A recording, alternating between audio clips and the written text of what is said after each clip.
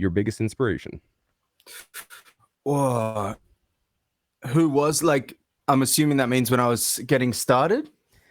You take the question for Yeah. the way it is, because we're coming out of the gate swinging here with a big question of who Yeah, was your word. biggest. Yeah, right. Let's see. Because I like the differentiation between who was and who is. So I'm gonna go with who was. Okay. Like my kind of founding reasons. So guys that I used to b-boy with in the city, after school I used to go there, and there was like this wooden stage in the middle of the Queen Street Mall that I used to go and kick it on, and there was a bunch of Islander blokes that would be there as well and pop, and we'd all teach each other breaking. And there was this one dude, and I can't remember his name. I can't remember his name, but he was so sick at beatboxing. And when I say so sick, I mean like very good for that time frame. And I thought he was a god, and he taught me a whole bunch of stuff. And then like guys at my school were like, because I didn't even know there was a name for it back then. It was like just something that I could feed to my hyperactivity. It was like fodder for my weird kind of personality. So I learned a lot of him. And then my mate was telling me, he's like, oh, yo, man, have you heard about Razel? And just because of my little localized mind frame, I just assumed that Razel was another guy that hung out in the city. And so, like, eventually I was like, oh, yeah, cool, man. It's Razel. I wonder if he might be from Woodridge, or maybe he's from Logan, or like just kind of going through all these things. Because the only beatboxing I'd heard at that point was like on old school tapes that I used to breakdance to. So like, and like on Beat Street, like Dougie Fresh, Fat Boys, and all that kind of like mad old school stuff. And I was like, oh, yeah, that's cool. But it was very much the beatboxer played the background of a lot of those roles, with maybe the exception of Dougie Fresh.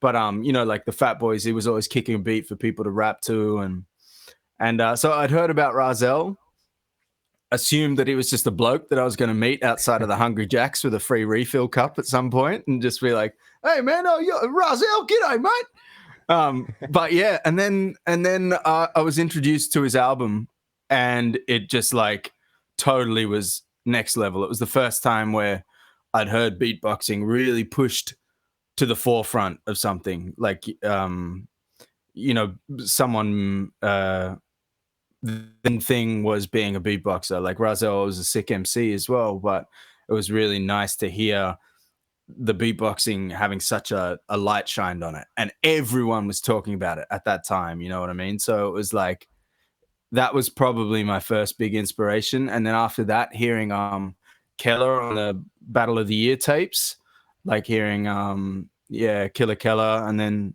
when I met him in 2005 as well, it was like meeting another god, you know, like all these people before the world, I guess, was so connected with the internet. You didn't have lines where you could just reach out to people that you considered your like absolute idols. So when you first see them in a flesh, you're like, wow, you're actually real.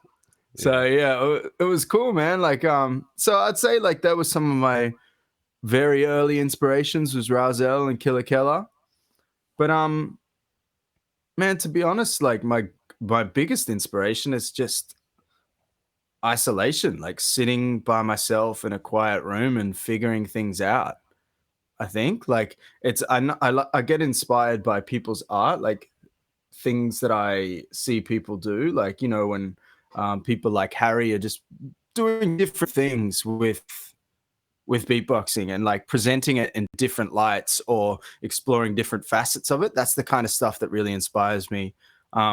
Obviously sonically a lot of people inspire me, but I think there's a lot of creative inspiration that can be garnered from different projects and different mind frames and the way that people think about things. So yeah, that was a very roundabout way of answering that question. That's a pound of flesh. Yeah, exactly. We started off with a stinger of a question right off the bat, and you answered it quite well. And I feel it's funny because I feel like a lot of generational beatboxers from our end, it's like you were in the background of other people doing hip hop stuff. So you'd have the guy doing some graph, you had somebody spitting lyrics, you had people dancing, you had people, you know, hitting on tables. I always just walked around my high school classes and it was always just doing that grinding beat on the you know, onto the table, or you'd be saying, yeah, like full like something like that. Going, man, stop changing the tempo, bro.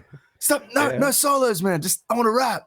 Yeah, no, man. There's not a place for beatboxing and showing off. You're just there to kick a backbone for someone to go and dance or rap to, was the kind of thing. And then seeing like Rozelle was, again, for me, definitely a huge inspiration of being like, wait a second.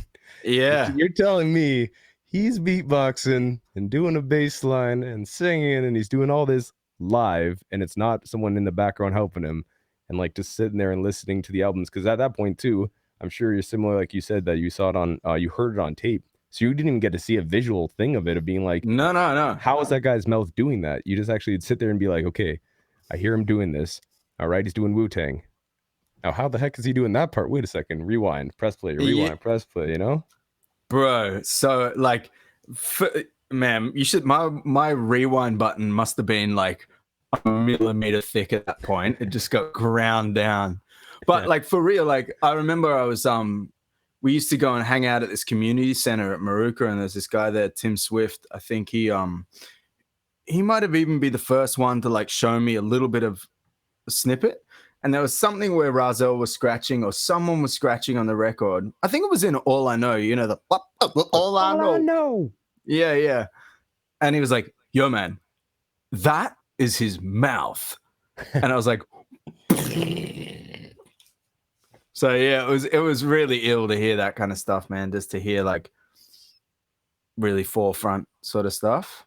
Absolutely. And it's crazy also to see. I remember seeing one of the first showcases that really like blew my mind as well. And again, just sticking on this Rozelle thing, was when he did the breaker one fine in your breed, and he just has the whole crowd just putting their hands up, and just seeing that, I mean, like, wow, that's one person. That's the power of one person's voice. So like, that was one of, for sure, as you said it yourself, as well as myself, definitely Rozelle is the king.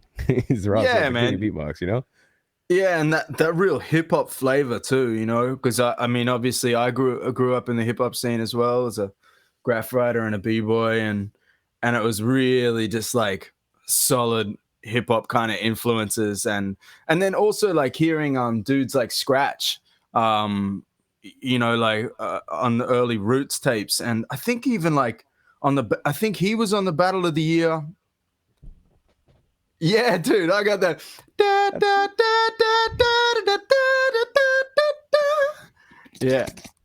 Yeah. Scratch is the man. Yeah, dude. Love Scratch, man. So yeah, it was cool to like hear all that really early stuff, and like Scratch was like a massive pioneer in vocal scratching at Scion Super Crew. That I feel like I heard them on some of the old b-boy tapes as well. Like a lot of the stuff I had was just from CDs that they were playing at the breaking jams, and like I'd hear stuff and it'd just you know. And then you just sit at home and like every beatboxer has done, you sit down and just keep on practicing and refining something for yourself, and eventually you keep on growing up and getting more skilled.